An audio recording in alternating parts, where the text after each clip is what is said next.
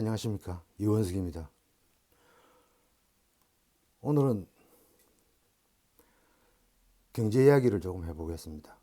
제가 경제학자도 아니고 잘 아는 것도 없지만 또 잘 아는 것이 없으니까 우리 모두 골치 아프게 생각하는 경제 문제를 한번 같이 생각하고 짚어보고 싶습니다.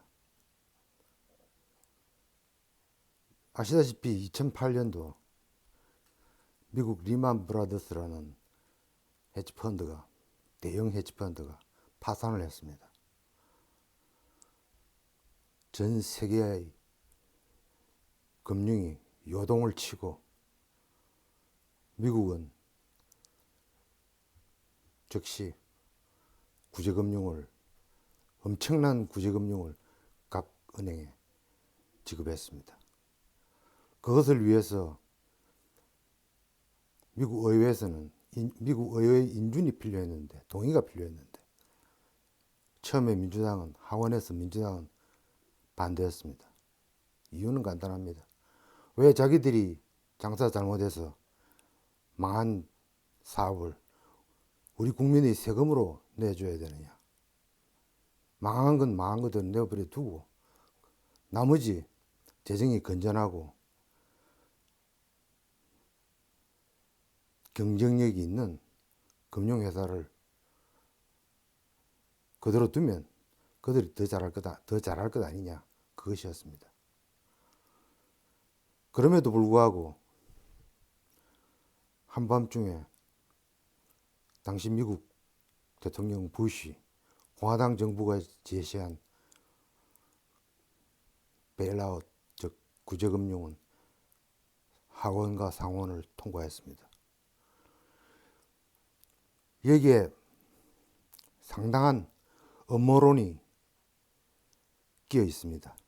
그렇지만 그 음모론까지 얘기를 하고자 하는 것은 아니고,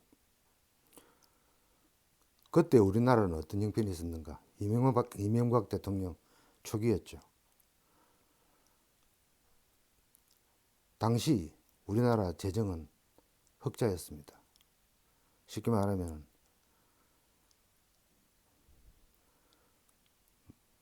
국가 세금이 잘 거치고 국가가 쓰는 것보다 남는 것이 더 많았다는 이야기입니다. 좀 더 정확하게 말하면 국가가 필요한 대로 쓸 수 있는 돈이 여유가 있었다는 이야기입니다. 국민의 세금 정세 없이, 세금을 더 거두는 일 없이 그대로 쓸 수 있는 여유가 있었다는 뜻입니다. 그리고 수출도 수입보다 많아서 경상수지, 즉 수입과 지출 그 면에서 우리는 흑자였습니다. 그럼에도 불구하고 그 금융위기의 여파는 우리나라를 덮쳤습니다. 그런데 그 당시 이명박 정부의 발빠른 대처, 발빠른 대처라 해봐야 별건 없습니다. 우리도 같이 돈을 풀었다는 이야기입니다. 발빠른 대처로 우리는 잠시 천년두 우두 맞는 상처를 조금 입고 무사히 넘겼습니다. 그 이후로 세계 경제는 소위 QE, 즉 Quantity Ease라는 괴상한 용어로 헬리콥터 돈뿌리기가 시작된 것입니다. EU, 미국을 막론하고 특히 일본, 그 국가는 돈을 마구 프린팅 해가지고 헬리콥터 위에서 뿌리는 식으로 사회가 아닙니다. 솔직히 말해서 은행입니다. 각 지방 은행입니다. 은행에 뿌리기 시작했다는 것입니다. 자, 여기서 첫 번째 한 가지 짚고 넘어갈 것은 기축통화라는 말이 있습니다. 즉 세계 경제에 축이 되는 돈, 달러입니다. 물론 EU도 있고 엔화도 있고 위안화도 요즘 포함되어 있지만 그래도 달러입니다. 예를 들어서 달러가 왜 기축통화냐? 기름을 사오려고 그러면, 원유를 사오려고 그러면 달러로밖에 결제가 안 되기 때문입니다.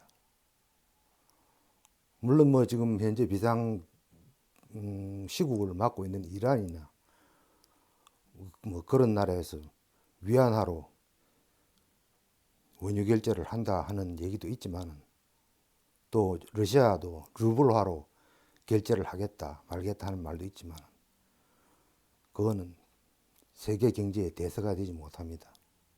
달러입니다. 그래서 세계 경제는 몇 년간 이 헬리콥터식의 돈뿌리기로 경기를 겨우 이끌어 나갔습니다. 세상에 듣도 보도 못한 인플레 목표 지수가 생기고, 무슨 말이냐면 물가 가격이 오르는 목표가 있다는 얘기입니다. 지금 현재 물가가 너무 낮으니까 물가가 어느 정도 오르면 경제가 좋아진다는 뜻입니다. 아주 우리가 생각할 때는 좀 우스운 이야기죠. 하여튼 그 인플레 목표를 향해서 돈을 무지하게 뿌려대기 시작한 겁니다. 그러면 기축통화와 우리 원화의 차이는 어떤 걸까요? 아까도 말씀드렸지만 당연히 원화로는 원유 결제가 안 됩니다. 세계 중요한 원자재를 사오려 할 때 우리 원화는 아무리 줘도 그들은 받질 않습니다. 요구하는 게 달러입니다. 아니면 엔화, 아니면 유로. 그렇지만 달러입니다. 제가 알기로는 사우디와 미국이 비밀 협약을 맺어 사우디가 세계 최대 산유국인 사우디가 판매하는 돈의 결제는 모두 달러로 하기로 서로 조약을 맺었다고 합니다.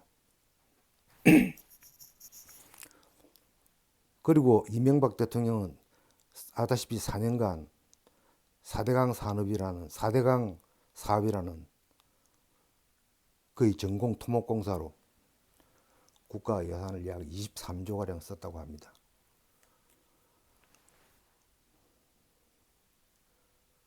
그리고 우리나라 경제는 여전히 조금씩 발전해 좀 더 나아져서 별로 큰 타격 없이 박근혜 정부로 넘어왔습니다. 그런데 박근혜 정부로 넘어오기 전에부터 우리나라 경제는 또다시 침체되기 시작했습니다. 세계 경기가 나빠짐에 따라 우리의 생명줄인 수출이 많은 타격을 입었기 때문입니다. 박근혜 정부가 처음 와서 할 수 있는 일은 경기 활성화였습니다. 이 경기 활성화라는 것은 수치로 어떻게 드러나냐면 GDP로 드러납니다. GDP라는 것은 국민 총생산입니다. 이 GDP 계산도 아주 실물 경제와는 좀 다른 허구적인 면이 많지만 어쨌든 그 수치로 세계는 그 나라의 국력을 측정합니다. 우리나라 GDP가 떨어진다면 우리나라 신용등급이 떨어진다는 뜻입니다. 신용등급이 떨어진다는 것은 해외 투자자가 더 이상 우리에게 투자를 하지 않는다는 뜻입니다. 그럼 어떻게 해야 GDP를 올릴 수 있을까요? 가장 좋은 방법이, 효과적인 방법이, 그리고 필요악, 뻔히 알면서도 어쩔 수 없이 택해야 되는 방법이 건설경기입니다. 우리나라 은행에서 돈을 뿌린다는 게 미국과 유럽과 우리와 틀리는 점이 그겁니다. 예를 들어서 미국의 한 은행, 예를 들어서 아메리칸 뱅크라고 합시다. 거기서 자산을 얼마 가지고 있느냐 하는 것은 달러로 평가합니다. 독일의 도이치뱅크도 달러, 유로를 얼마나 보유하고 있는가, 거기에 따라서 그 은행의 신용도를 평가합니다. 우리나라 예를 들어서 뭐 은행에서 가장 잘 알기 쉽게 농협이라고 합시다. 농협에서 아무리 원화를 많이 찍어서 그 창고에, 뭐 쉽게 말하면 창고는 아니겠지만은 자기 계정에 많은 원화를 자산으로 쌓아놓고 있다 해도 그건 세계 경제에서 전혀 인정받지 못합니다. 물론 세부적인 투자 기법에 들어가면 또 다를 수도 있겠지만 어쨌든 원화를 쌓아놓는 것은 아무런 세계 GDP 상승이나 세계 경제의 신용도에 영향을 주지 못합니다. 달러를 가지고 있어야 됩니다. 그러면 그나마도 그 원화를 어떻게 써야지 GDP에 영향이 있느냐? 간단합니다. 대출을 해주는 겁니다. 대출이 활발하게 나가고 또 대출에 대한 이해된 마진, 그러니까 대출 이자가 그 은행에 들어와서 은행의 수익이 좋아질 때 그 은행의 자산 평가는 높아지고 외국 투자가들이 그 은행에 관심을 가지기 시작하고 그 은행이 발행하는 유가증권, 주식, 채권 이런 데 관심을 가지기 시작하는 겁니다. 그러나 그것은 한계가 있습니다. 농협이 원화만 아무리 잔뜩 가지고 있다 해봐야 소용없습니다. 거기는 반드시 달러가 유비돼야 됩니다. 달러가 없이는 은행 신용도는 높아질 수가 없습니다. 그게 기축통화와 우리 원화의 차이점입니다.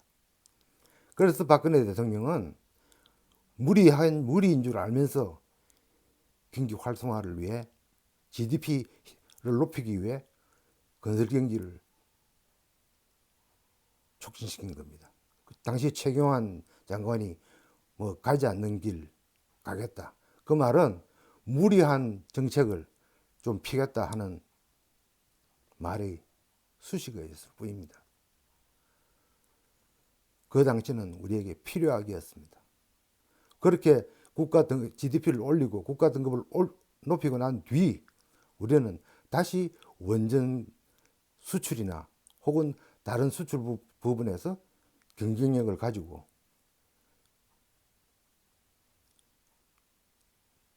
달러를 많이 보유하고 할 수 있게 정책을 이끌어 나가는 그런 길을 택한 것입니다. 그리고 곧 전 세계가 테이퍼링, 즉 이제 그만하면 됐다고 뿌려놨던 돈을 거두들이기 시작했습니다. EU, 미국 다 마찬가지입니다. 지금 그 미국의 금리 인상이 바로 지금 우리 경제의 목줄을 지금 쥐고 있는 것입니다. 만약 12월 달에 또 0.25% 올리고 내년에 예상대로 3번에서 4번 예금을 이자율을 올린다 그러면 우리나라에 따라갈 수밖에 없습니다. 뭐 그 이야기는 수없이 많은 전문가들이 걱정하고 있는 문제니까 제가 이야기하지는 않겠습니다. 하여간 그런 식으로 박근혜 대통령은 경제를 운영해 왔고 테이퍼링이 시작될 당시 우리는 선제적으로 그 역시도 좀 무리한 방법이었습니다만은 시중에 뿌렸던 돈을 거둬들이기 시작했습니다. 그래서 서민들 사이에 나오기 이야기한 게 언제는 돈 빌려줄 테니 집 사라더니 지금은 또 집 사지 말라고 돈 안 빌려준다고 투덜거리는 소리가 양사방에서 나왔던 것입니다. 그렇지만 그것은 어쩔 수 없는 선택입니다. 단기간 내에 국제 경기가 이렇게 변동을 하고 그 국제 경기에 종속될 수밖에 없는 우리 경제가 그것을 따라가기 위해서는 그렇게 같이 춤을 춰야 되는 것입니다. 그것이 옳고 그르고를 떠난 현 국제 경제 질서의 현실입니다.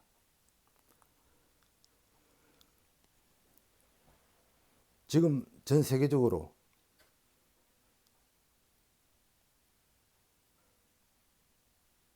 좌파 경제학은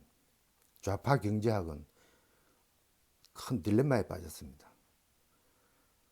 우리가 흔히 알 수 있는 진보, 즉 좌파 경제학자들이 더 이상 새로운 방법을 개발해 내지 못하고 신자유주의 경제라고 불리는 이른바 글로벌리즘의 세계 경제, 거기에 의존할 수밖에 없는 것이 지금 좌파 경제학자들이 부딪힌 한계입니다.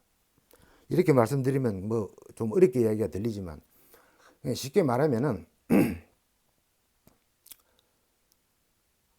좌파의 경제는 분배 문제입니다. 이 분배는 아시다시피 돈으로 이루어져야 되는 겁니다. 그런데 지금 월스트리트를 비롯한 금융계의 사람들은 자기들이 가진 기득권을 놓칠 리가 없습니다. 얼마 전 피케티라는 프랑스 학자가 21세기 자본론에서 이야기한 대로 산업자본, 즉 근로자는 아무리 열심히 일하고 좋은 제품을 많이 만들고 많이 팔고 수익을 거둬봤자 금융자본 이익, 쉽게 말해서 돈노래를 해서 돈 놓고 돈 먹고 해서 얻는 이익을 도저히 따라갈 수 없다는 수식을 내놓았습니다. 거기에 대해서는 수많은 찬반 논리들이 많이 따랐죠. 우리 한국에서도 많은 논란이 있었습니다. 그럼에도 불구하고 피케티라는 그 사람 역시 순수한 진보 경제학자라고 보기 힘들지만은 그 사람이 논리가 이론이 결국은 많은 진보학자들에게 응원을 받았는데 대안이라고 내놓은 게 없습니다. 결국 말한 게 국제 세금을 만들자 라는 얘기 정도였는데 그건 현실화되기도 어려운 이야기입니다. 그러니까 분배, 이 분배를 하자 그러면 달러로 분배를 해야 되는데 달러로 분배를 하려고 그러면은 월스트리트 금융가의 기존의 금융업자들이 손해를 봐야 된다는 뜻인데 그게 인정될 리가 있습니까? 그 점에서 좌파 경제학자들은 큰 벽에 부딪히고 있는 겁니다. 이 신자유주의 경제, 즉 우파가 얘기한 신자유주의 경제, 무한 경쟁, 이것 역시 허점이 있는 겁니다. 무한 경쟁, 신자유주의 무한 경쟁이라는 것은 결국 금융 자본을 기반으로 해서 거기서 생기는 수치를 이야기할 수밖에 없는 것입니다. 주가가 얼마나 올랐느냐, 채권이 얼마나 오르고 떨어지느냐, 하룻밤 사이에 그 사람들 손에 들어오는 돈은 엄청난 겁니다.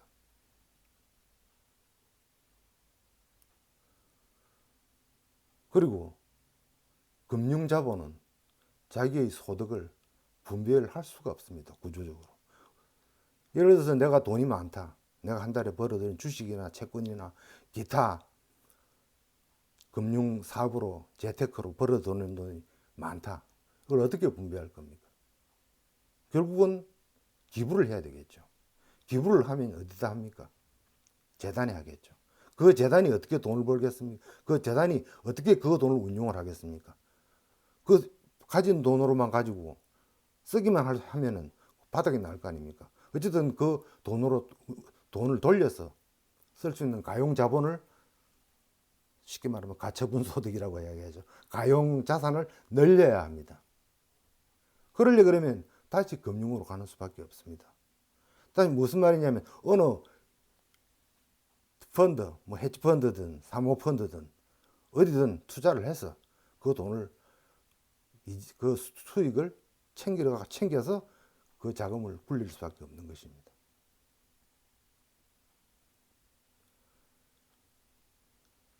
실물 경제를 활성화시킵니다. 쉽게 말하면 공장을 만들고 굴뚝산업이라 그러죠. 공장을 만들고 제품을 생산량을 늘리고 기술 개발을 하고 이러면은 이렇게 하려면은 사람이 필요합니다. 그것도 물론 4차 산업이니 뭐 3차 산업 중에서도 이미 로봇 산업이 개발돼서 중요한 일은 그 사람 그 애들이 다 하지만은 어쨌든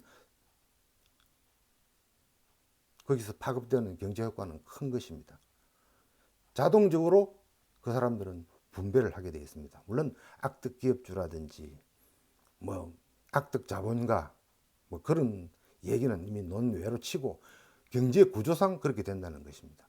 내가 월스트리트에 앉아서 돈을 버는 그 돈은 어쩔 수 없이 다 내 수준으로 들어오고 다시 거기서 다시 확대돼서 퍼져나갑니다. 나는 거기서 어떻게 더 분배할 방법이 없습니다. 그렇지만 내가 공장을 지어서 좋은 제품을 많이 만들고 수출을 하고 판매를 한다면 거기에 따르는 나는 어쩔 수 없이 사람을 써야 되고 기술 개발을 위해서 기술 인력을 뽑아야 되고 공장을 지어야 되고 여러 가지 파급 효과가 내가 원하든 원치 않든 많아집니다. 지금 트럼프 대통령이 미국에서 추진하고 있는 게 바로 그겁니다. 그 사람이 지지를 받고 있는 이유도 거기에 있습니다. 박근혜 대통령은 이 금융과 실물 경제의 격차를 줄이고자 여러 가지 방법, 정책 구상을 했습니다. 첫 번째가 다 아시다시피 연금법입니다. 연금 개혁입니다. 어떤 나라 대통령도 감히 할 수 없는 손을 대기 어려운 연금 개혁을 그분은 주장했습니다. 그렇지만 아시다시피 기득권의 반란, 반박, 거부, 저항으로 결국 흉내만 걸레 쪼가리가 되고 말았습니다. 당시 동아일보의 황모 무슨 덕순 씨라든가 하는 분이 걸레 쪼가리가 된 개헌이라고 비난을 했는데 반성해야 됩니다. 한국 언론들은. 그 개헌이 연금 개혁이 옳다고 느꼈으면 그때 당시 옳다는 논조의 사설이나 평론을 올렸어야 하지 않습니까? 전혀 그런 것이 없다가 결과만 보고 걸레 쪽이 되었다고 비판하는 것입니다. 아주 우스운 이야기입니다. 만약 박근혜 대통령이 그거 하나만 가지고 목표로 삼았으면은 아마 어떤 수를 써서라도 연금 개혁을 했을 겁니다. 그렇지만 그분에게는 좀 더 중요한 법안이 있었습니다. 즉 4대 개혁입니다. 이 4대 개혁의 4대 경제 개혁안의 가장 우리가 관심을 가져야 될 부분은 두 가지입니다. 첫째, 당시 박근혜 대통령이 꾸준히 시행하고 있던 공공기관 개혁. 너무 비만해져서 쓸데없는 사람들이 인력들이 남아 돌며 그나마 성과급을 많이 챙기고 고임금을 받고 있는 그런 공공기관을 축소하고 효율적으로 만드는 일에 박근혜 대통령은 소리 없이 노력을 했습니다. 당연하겠지만은 많은 저항이 밑바닥에서 일었습니다. 지금은 현 정부에 들어와서는 완전히 풀렸습니다. 성과급 제도도 제한도 없어지고 사람 쓰는 것도 자기 편 사람들 마구잡이 심어서 방만하기 그지없고 혈세가 줄줄 새고 있습니다. 그 다음 이야기는 뭐냐면 성과급 제도라는 얘기를 썼는데 이 성과급 제도라는 것은 가장 기초적인 전제 조건이 있어야 됩니다. 즉 동질 노동, 동질 임금 혹은 동일 임금, 노동, 동일 임금 뭐 그런 식으로 얘기해도 되겠지만 예를 들어서 이야기하자 그러면 현대 자동차의 조립공이 하루 일하면서 받는 돈이 제가 알기로는 거의 1억 가까이 된다고 알고 있습니다. 연봉이 1억 가까이 된다고 알고 있습니다. 그런데 그보다 좀 더 심하고 강도가 세고 또 유사한 일을 하고 있는 카센터 직원이 얼마를 받겠습니까? 제가 알기로는 아무리 유능한 카센터 직원이라 기능공이라도 카센터 직원으로 있는 한은 300 연봉 300을 넘기는 어려울 겁니다. 그렇게 줘서는 카센터 주인이 운영을 못하죠. 이건 정확한 건 아니지만 우리가 이해를 돕기 위해서 하는 비유입니다. 자, 거기서 성과급을 줍니다. 10%를 준다고 합시다. 300만 원 받는 사람이 10%라면 30만 원 성과급입니다. 1억 받는 사람이 10%라 그러면 1000만 원입니다. 이게 공정한 성과급이 될 수 있겠습니까? 같은 일을 하는 사람에게는 거의 비슷한 수준의 급료가 주어졌을 때 거기에 성과급이라는 게 생기는 겁니다. 이쯤 되면은 민노총이 왜 박근혜 대통령의 목을 베어서, 물론 조형물로 목을 베어서 피를 철철 흘리는 걸 창끝에 꽂고 돌아다녔는지 아실 겁니다. 그 사람들은 임시직, 그러니까 정규직이 아닌 임시직의 정규직화를 얘기합니다. 그건 현 정부도 마찬가지죠. 그러면은 카센터 일하는 사람들에게 연봉 1억을 줘야 된다는 이야기입니까? 그게 가능한 이야기입니까? 결국은 노노 간의 임금 격차, 즉 현대자동차의 일을 볼트나트 조이는 일을 하는 사람이나 다른 데서 원청, 재하청, 재하청에서 일을 하는 사람이나 급료 차이가 그렇게 차이가 커서는 안 된다는 이야기입니다. 제 생각에는 기본적으로 급료는 같고 회사 크기에 따라 후생복지가 좀 더 달라질 수는 있겠죠. 그래야 올바른 성과급이 되는 거 아니겠습니까? 이것을 총체적으로 이야기하자 그러면 이 사회에 끼어있는 거품을 빼는 일입니다. 즉 쓸데없이 나가는 돈을 줄이는 일입니다. 그만큼 국가재정은 튼튼해지고 그만큼 복지 후생을 위한 정부의 여력이 커지겠죠. 그게 박근혜 대통령이 원하고 우리 우파가 지향하는 경제정책입니다. 현 정부의 정책과 비교해 보십시오. 도대체 54조라고 하는 돈이 어디로 갔죠? 내년엔 또 더 정액할 거라고 합니다. 그런데 일자리는 계속 줄어들고 있습니다. 거의 사상 최악이라고 이야기를 합니다. 어떤 방법이 옳겠습니까? 기업을 그냥 악덕 기업주로 몰아서 그 기업을 흔들고 마치 하이에나 떼가 살찐 들소를 뜯어먹듯이, 산채로 뜯어먹듯이 그렇게 경제를 끌고 가서야 무슨 발전이 있겠습니까? 잘못한 것은 잘못한 대로 사법 처리를 하면 됩니다. 그렇지만은 기업 활동은 아주 자유롭게 보장해 줘야 됩니다. 그게 바로 박근혜 대통령의 경제 정책이었습니다. 규제는 철폐하고, 규제를 한 가지를 만들면은 22가지를 철폐한다는 것이 지금 미국 트럼프 대통령의 경제 정책입니다. 우리 역시 마찬가지로 따라야 됩니다. 규제 하나를 만들면 최소한도 그에 부수되는 10가지의 규제를 자동적으로 없애는 정책이 필요한 것입니다. 그것을 실행을 했습니다. 박근혜 대통령. 그리고 복지, 맞춤형 복지. 무조건 무작정 청소년들에게 표를 얻기 위해서 현금을 뿌려주는 것이 아니라 그 정말 필요한 계층에게 정말 필요한 일을 그 정부에서 해주는 것. 그게 맞춤형 복지입니다. 뭐 하고 싶은 말은 더 많이 있지만 더 골치 아픈 소리는 여기서 끝이고 다시 한번 우리 경제 문제에 대해서 아주 쉬운 논리로 쉽게 생각해 가며